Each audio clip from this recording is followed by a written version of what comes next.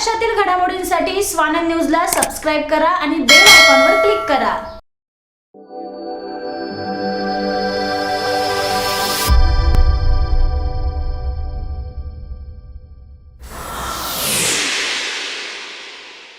उल्हासनगर शहरातील धोकादायक इमारतीच्या विषयावर भाजपने पत्रकार परिषद घेऊन राज्य सरकारकडे विविध मागण्या केल्या आहेत। तर जाऊया या पत्रकार परिषदेत। चाहिए और डेंजर बिल्डिंग्स जो है उनको चिन्हित करके उनसे रिपेयर करवाना चाहिए और साथ में ये भी करना चाहिए कि उनको निकाल के बिल्कुल बाहर नहीं करना चाहिए। उसके लिए ट्रांजिट कैंप बनानी चाहिए और ट्रांजिट कैंप बनाने के लिए हमारे महानगर पालिका की आर्थिक स्थिति नहीं है। कम से कम सरकार ने, महाराष्ट्र सरकार ने उल्लासनगर को 100 करोड़ का अनुदान देना चाहिए। क्यों देना चाहिए, किस लिए देना चाहिए? क्योंकि अगर उन गरीब लोगों की मजबूरी है, वो स्ट्रक्चरल ऑडिट भी नहीं करा सकते, उनके पास मेंटेनेंस भरने के लिए पैसे नहीं है, तो मानवता के आधार पर जब कोरोना के ऊपर आप करोड़ों रुपए खर्च कर रहे हो लोगों की जिंदगी बचाने के लिए, तो उल्लासनगर के लिए ट्रांजिट कैंप कराने के लिए सरकार मात्र 100 करोड़ रुपए क्यों नहीं दे सकती है? एक ये दूसरा प्रश्न ये, अभी उन्होंने उन करीब शहर के सभी 30 साल पुराने निर्माणों को कहा है कि स्ट्रक्चरल ऑडिट करा दो। अभी 1 लाख रुपया खर्चा है उसमें कि आदमी बिल्डिंग जो गिरती है उसकी पुनर्बांधनी कर सकता है। वो जीआर 2019 में दिए गए, लेकिन उसके बाद जब हमने देखा कि भाई ये जीआर होने के बाद ही वहाँ पर बिल्डिंग क्यों नहीं बन सकती, क्योंकि जो डीसी रूल नए आए हैं उसमें चारों तरफ 6 मीटर की आपको जगह छोड़नी है। अब 6 मीटर की जगह अगर हम छोड़ने जाएंगे तो वो इमारत बन नहीं सकती है। तो सरकार को, जो अभी महाराष्ट्र की सरकार है, उससे हमारा निवेदन है कि जो 6 मीटर की जगह पे आपने 1.5 मीटर उल्लासनगर को स्पेशल केस करके 6 मीटर के अगर 1.5 मीटर का साइड मार्जिन करके दिया तो सारे जितने फ्लैट डालर हैं वो अगर पुनर्निर्माण करते हैं 4 FSI में और केवल 7 फ्लोर की बिल्डिंग तक, ऊंची बिल्डिंगों के लिए नहीं बोल रहे हैं हम, क्योंकि ऊंची बिल्डिंगों के लिए जो मानक है, तो जितने भी लोग हैं जिनके घर गए हैं उनको 1000 फुट की जगह पे 800 फुट 850 फुट करके बन सकता है। पुनर्बांधनी का खर्च बैंक के द्वारा कहीं ना कहीं से भारतीय जनता पार्टी प्रयास करेगी कि उनको मिले और सभी को अपना पक्का घर मिल सकता है। तो इसमें हमारी सरकार को एक रिक्वेस्ट है, हमारे यहाँ के नगर विकास मंत्री, हमारे को खुशी है, हमारे जो नगर विकास मंत्री हैं एकनाथ शिंदे जी, जो कि चाहें तो एक दिन में वो आदेश निकाल सकते हैं, वो आदेश निकालेंगे तो सबको ये पूरी तरह से मिलेगा। बाकी ये ठीक नहीं है, एकनाथ शिंदे जी आए, जब तक जीवन है तब तक कुछ नहीं देना, मृत्यु के बाद 5-5 लाख रुपए देना, ये एक ठीक है, मानवता के आधार पर ठीक है, लेकिन कितनी मृत्यु का और हम इंतजार करेंगे? हम अगर किसी का जीवन है उसको अगर 5-5 लाख देंगे तो ज़्यादा बेहतर होगा। मृत्यु उपरांत अगर आप 5-5 लाख देते हो, इससे अच्छा बेहतर है कि लोगों की ज़िंदगी के लिए कुछ पैसे दो। मौत के बाद पैसे की कोई महत्व नहीं है। दूसरी बात, हमारा सबसे ज़्यादा एक मुद्दा हमने उठाया था कि जो रेडी रेकनर है, ये आपको मैं बताता हूँ कि जो पप्पू कलानी थे उनकी भी यही मांग थी कि रेडी रेकनर 2006 का ही लगना चाहिए। जिनकी जो आज जो उनके पुत्र जो टीओ की पार्टी चलाते हैं उनकी भी शुरू से यही मांग रही है। हमारी भारतीय जनता पार्टी की भी यही मांग है कि जो रेडी रेकनर का जो लोगों से दंड लिया आकारना है वो 2006 से ही लेनी चाहिए। लेकिन इसके लिए क्यों अभी रिवाइज क्यों बंद है, रिवाइज क्यों नहीं रेगुलेशन के लिए लोग डाल रहे हैं? क्योंकि 2006 का कानून है और 2021 की फीस लोगे तो लोग इतने पैसे भर ही नहीं पाएंगे। तो सरकार को कहिए कि यहाँ पर लोगों की आर्थिक परिस्थिति इतनी अच्छी नहीं है कि वो भर पाएंगे। अगर 2006 की भारतीय जनता पार्टी की डिमांड है, एक दिन का काम है, नगर विकास मंत्री ने जीआर निकालना है और 2006 के लागू यहाँ पे लोगों ने अपनी पुनर्निर्माण शुरू कर देंगे। इसके बाद हमारी ये आखिरी डिमांड ये है कि 2000 फुट का 2000 स्क्वायर मीटर का क्लस्टर होना चाहिए। मतलब 2000 स्क्वायर मीटर की 10 बिल्डिंगें आपस में मिलकर एक 30-35 मालों का टावर खड़ा करती है, क्योंकि बाकी जगह पे 10,000 है। हमारा शहर इतना छोटा है कि 10,000 तो हमारे पास जगह ही नहीं है। अगर हमारा शहर छोटा है तो हमारा ऊपर जाने को हमको मिल सकता है। तो 2000 स्क्वायर मीटर पर अगर हमको क्लस्टर दिया तो बहुत सारा ये जो दुख है रोज इमारतों का गिरने का वो नीचे आ सकता है। क्योंकि क्या होगा जी, अगर कोई डेवलपर आएगा 10 बिल्डिंगों से बात करेगा, वो ऊंचा जाएगा, उनको भी फ्लैट देगा और सरकार के ऊपर भी कोई बोझ नहीं आएगा, सबको फ्लैट भी मिलेंगे और बाकी चीजें वो बाजार में बेच भी सकता है। इसको पीपीपी मॉडल पे 2000 स्क्वायर फुट का क्लस्टर दिया तो हम कर सकते हैं। ये प्रमुख हमारी 6 जो मांगे हैं उसमें हमने एक ये भी मांग रखी है कि स्ट्रक्चरल ऑडिट जो करा रही है वो मैंने आपको बताया कि उसका खर्चा पूरा महानगर पालिका ने उठाना चाहिए और धीरे धीरे टैक्स में करना चाहिए, वो मुद्दा भी मैंने बताया। और सारी बातें मैंने ये मुख्य 6 बातें मैंने बताई है, बाकी मेरे अध्यक्ष आपको जो बताएंगे।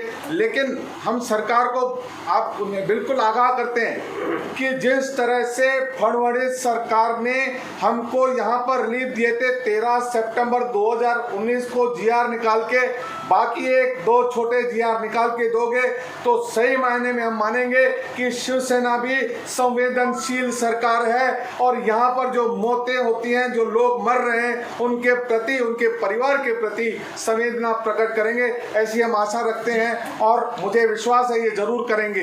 भारतीय जनता पार्टी अगर ये काम करती है तो पूरे उल्लासनगर का नागरिक उनका शुक्रिया अदा करेगा और हर एक शहर का बच्चा, हर एक शहर का जवान उस सरकार का शुक्रिया अदा करेगा, ऐसा हमारा मानना है।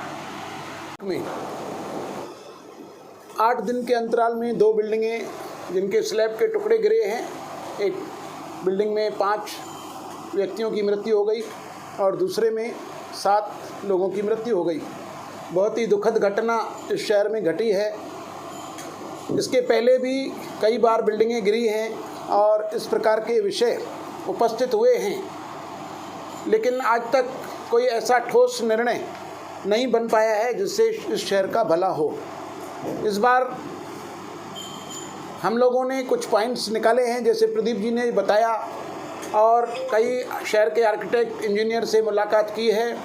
माननीय आयुक्त से भी हमारी 2-3 घंटे इस विषय पर चर्चा हुई और कल पार्टी की बैठक भी हुई जिसमें हमारे श्री रविंद्र चौहान जी पूर्व मंत्री भी उपस्थित थे। ऐसा एक काम होना चाहिए जैसे आने वाले दिनों में भी, भविष्य में भी और अभी भी इस शहर में जो यह घटना घटित हो रही है वो न हो। उसके लिए मुख्य रूप से आने वाले दिनों में, भविष्य में एक ट्रांजिट कैंप का होना अति आवश्यक है। हमारे पास कई हाउस फॉर डिसहाउस पर्सन के लिए प्लाट रिजर्व पड़े हैं, उनकी सूची भी हमने मंगाई है।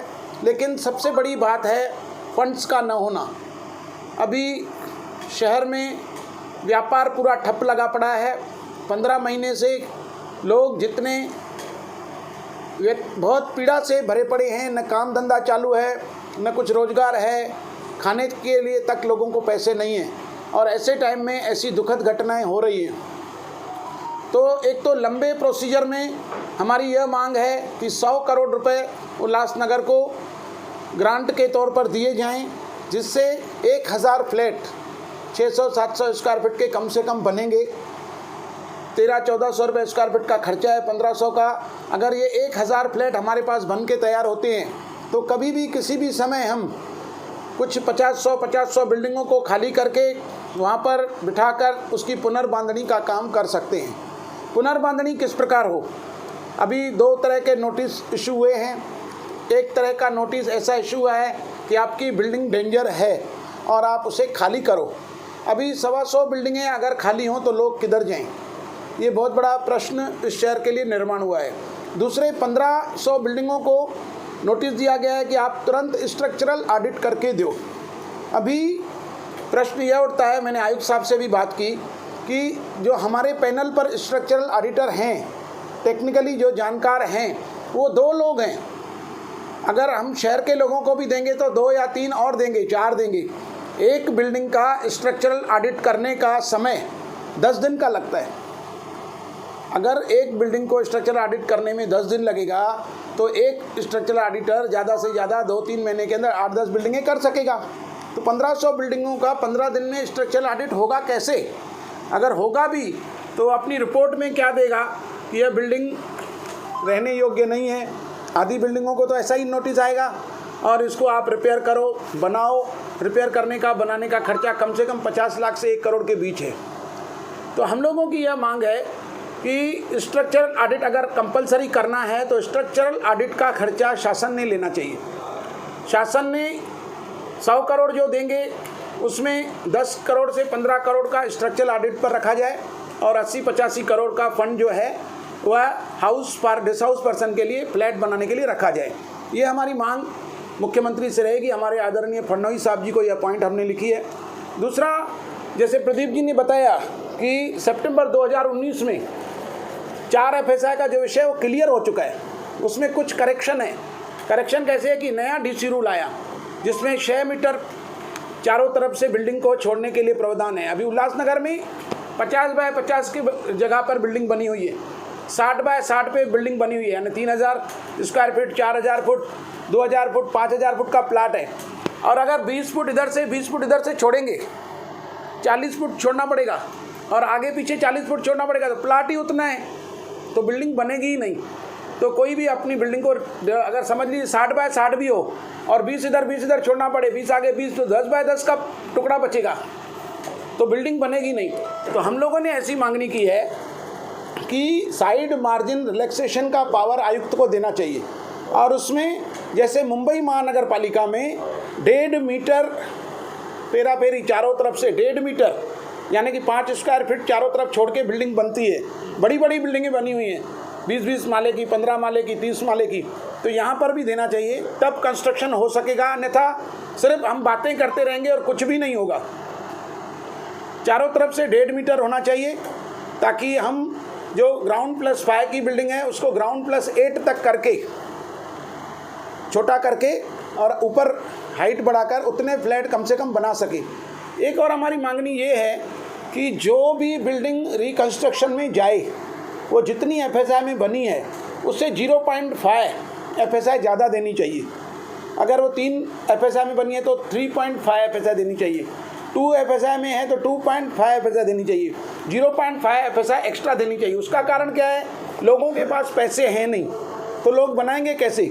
अगर 0.5 FSI ज़्यादा देंगे तो कोई भी डेवलपर आएगा और वो बनाने का खर्चा उसमें से निकाल सकेगा और फ्री ऑफ कास्ट इस शहर को सारी बिल्डिंगें तोड़ के बनाने का मौका मिल सकेगा।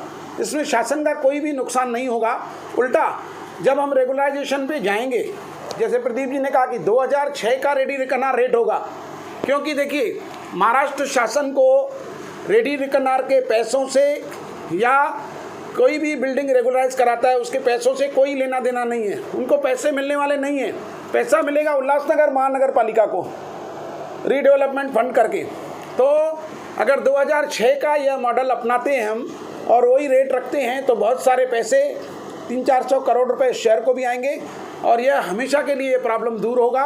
ऐसे कुछ पॉइंट हमने लिखे हैं और हमारी कल आदरणीय मुख्यमंत्री, पूर्व मुख्यमंत्री श्री देवेंद्र फडणवीस साहब से एक बैठक भी है। हमारे कई नेतागण जूम मीटिंग पे उनसे मुलाकात करेंगे और ये पॉइंट्स लिख करके, जैसे प्रदीप जी ने भी बताया, हम उन्हें देने वाले हैं और हम यह मांगनी करेंगे कि लोगों को फिर से बसाया जाए। जो लोग गरीब हैं, जिनको खाने के लिए पैसे नहीं हैं, जिनको न भाड़ा देने के लिए पैसे हैं, कोई भाड़े पर रह रहे हैं, उनको बसाया जाए। उनको इतना बड़ा लोड नहीं डाला जाए कि आप इसका ऑडिट करो और ऑडिट करने के बाद रिपोर्ट तो वैसे ही 0 आने वाला है, क्योंकि बहुत सारी बिल्डिंगें 25 साल से भी पुरानी हैं। तो शासन ने जो पहले हमारे फडणवीस साहब जी के कार्यकाल में किया था कि 30 वर्ष से पुरानी कोई भी बिल्डिंग हो, धोखादायक हो या नहीं हो, एक तो वो बिल्डिंग, दूसरी जिनको धोखादायक का नोटिस है, चाहे वो 30 साल से कम की है, धोखादायक का कॉर्पोरेशन ने नोटिस दिया, उनको 4 FSI मिलना चाहिए। ये जो बात है उसमें एक माइनर करेक्शन होना चाहिए। 1.5 मीटर फेरा फेरी में मार्जिन का रिलैक्सेशन का पावर आयुक्त को होना चाहिए, तो बहुत सारी बिल्डिंगें बन सकती हैं और इस शहर का कुछ भला हो सकता है। जैसे हमारे आदरणीय अध्यक्ष महोदय जी ने बताया, प्रदीप भाई ने बताया कि मैंने जो प्रमुख मांग की है, जो स्ट्रक्चरल ऑडिट की जो पेमेंट लगती है, जो खर्चा होता है, वह महानगर पालिका को बेयर करना चाहिए। देखिए मेरी नज़र में जैसे लगभग पूरे विश्व में अभी कोरोना की महामारी फैली हुई है, तो मेरी सोच में डेंजरस बिल्डिंग भी उल्लासनगर के लिए एक महामारी है। जब भी हम उस मुद्दे के लिए लोगों की जान बचाने के लिए 20 लाख रुपया पर मंथ यहाँ पे एक हॉस्पिटल सत्य साई हॉस्पिटल ले रहे हैं, चाहे उनमें आज पेशेंट है या कम है, उद्देश्य क्या है कि लोगों की जान बचनी चाहिए। तो उसी के तहत महानगर पालिका को या महाराष्ट्र शासन को जो स्ट्रक्चरल ऑडिट का जो खर्चा आएगा वो उन्हें बेयर करना चाहिए। मरने के बाद 5 लाख रुपया देने से जिंदा जो बिल्डिंगें खड़ी है, जो लोग हैं, उनके लिए 1 लाख रुपया खर्चा हमें करना चाहिए। मेरी ऐसी स्पष्ट तरीके से ये मांग है। तो मैं जैसे हमारे भाई प्रदीप भाई ने बताया कि हमारे पालक मंत्री जी से हम ये विनती करते हैं कि इस बात को तुरंत सीरियसली लिया जाए। और दूसरी बात, यहाँ पे जो हम नोटिस निकाल रहे हैं तो हमें केवल अपनी एक ड्यूटी पूरी करनी है। अभी जैसे बताया गया है कि 15 दिन में आप 1500 बिल्डिंग स्ट्रक्चरल ऑडिट करो और मैं रिपोर्ट सबमिट करो, नहीं तो बिल्डिंग खाली करो। क्या ये प्रैक्टिकल संभव है? कोई जवाब दे पाएगा? बिल्कुल संभव नहीं है। तो हमें वह चीज़ करनी चाहिए जो सही मायने में हम लोगों के भले के लिए, लोगों के हित के लिए हम सोचते हैं। हमने केवल अपने नोटिस देके अपनी ड्यूटी पूरी करनी है, वहाँ तक हमें लिमिट, वहाँ तक मर्यादित नहीं रहना चाहिए। हमारा रियल जो कर्तव्य है कि लोगों की जान किस प्रकार से बचे, उस सिलसिले में हमें सोचना चाहिए और उसी तहत हमें आगे बढ़ना चाहिए। अभी कल जैसे बताया गया कि हमारे प्रमुख जो सीनियर नेता हैं उनसे हमारी मीटिंग रखी गई है और ये सभी मांगे हम उनके समक्ष रखेंगे और अधिक से अधिक प्रयास करेंगे कि लोगों को, इस शहर की जनता को हम न्याय दिला सकें। धन्यवाद। मैं एक और बात का विशेष रूप से उल्लेख करना चाहता हूं कि रेगुलेशन प्रोसेस में जो हमने देखा है कि प्रशासन की तरफ से जो बिल्डिंग डिमोलिशन हो गई है, डिमोलिशन यानी गिर गई है डेंजरस बिल्डिंग करके, या कॉरपोरेशन ने डिमोलिशन की है वो building as a dangerous building, तो जब रेगुलेशन के लिए बिल्डिंग प्रशासन के पास जाती है तो उनका हमेशा सवाल रहता है कि अभी बिल्डिंग तो गिर गई तो हम रेगुलाइज क्या करें। तो फिर उनको दिक्कत, समझो अभी मोनी पैलेस गिर गई तो फिर अभी जब भी उसके लिए रिकन्स्ट्रक्शन रेडियोलमेंट ऐसी बिल्डिंग का प्रपोजल जाता है तो प्रशासन पास नहीं करता है, क्योंकि उनका ऐसा रहता है, जैसे मैंने कहा कि वो बिल्डिंग डिमोलिशन हो गई या गिर गई तो अभी उसका जो रेगुलेशन है वो प्रोसेस नहीं कर रहे हैं। तो हमारी यह भी मांग है कि वो जो बिल्डिंग जो कॉरपोरेशन ने गिराई है डेंजरस बिल्डिंग्स और जो अपने आप गिर गई हैं, उनके लिए भी ये 4 FSI या रेगुलेशन का प्रोसेस होना चाहिए। और उसके लिए हमारे पास एक आसान सा तरीका भी है कि कॉरपोरेशन ने वैसे भी 30 साल की बिल्डिंग आइडेंटिफाई करने के लिए टैक्स पावती को आधार बना है, वैसे ही वो उन बिल्डिंग्स के लिए भी वो टैक्स पावती है, उसमें पूरा रिकॉर्ड है कि वो बिल्डिंग कितने माले की थी, कितने फ्लैट्स थे उसमें। तो गिरने के पहले या डिमोलिशन के पहले उस बिल्डिंग की जो स्थिति है उसके हिसाब से वो रेगुलाइज होनी चाहिए, नहीं तो इस रेगुलाइजेशन प्रोसेस का उन लोगों को या उन फ्लैटदारों का उनको फ़ायदा नहीं मिलेगा। इसके लिए हम चाहते हैं कि साथ ही साथ में सरकार को विशेष प्रोविजन करके उनको भी रेगुलाइज करना चाहिए और रीडेवलपमेंट के अंदर लेना चाहिए। बिल्कुल असफल है। जो बिल्डिंग गिरी है वो मनपा के सूची में अवैध निर्माण की, इसमें जो प्रशासन है और भारतीय जनता पार्टी की ये मांग है कि उसके ऊपर सदोष वध, यानी क्योंकि आखिर कब तक लोग, अगर कोई मनपा का प्रशासन है उसे रिपेयर करवाना चाहिए। और सरकार ने, महाराष्ट्र सरकार ने उल्लासनगर को 100 करोड़ का अनुदान देना चाहिए। क्यों देना चाहिए, किस लिए देना चाहिए? क्योंकि अगर उनके पास मेंटेनेंस भरने के लिए पैसे नहीं है तो मानवता के आधार पर जब कोरोना के ऊपर आप करोड़ों रुपए खर्च, कमिश्नर को कहा कि भाई आज के तारीख में महानगर पालिका खर्चा करे, उसके बाद धीरे धीरे उनके टैक्स में वसूल करे। तो मैं आपको बता दूं कि देवेंद्र फडणवीस ने 13 सितंबर 2019 को उसमें उन्होंने अमेंडमेंट किया। उसमें अमेंडमेंट क्या किया, उसमें रिकन्स्ट्रक्शन पॉलिसी नहीं थी उसको। महाराष्ट्रातील घडामोडींसाठी स्वानंद न्यूजला सबस्क्राईब करा आणि बेल आयकॉनवर क्लिक करा।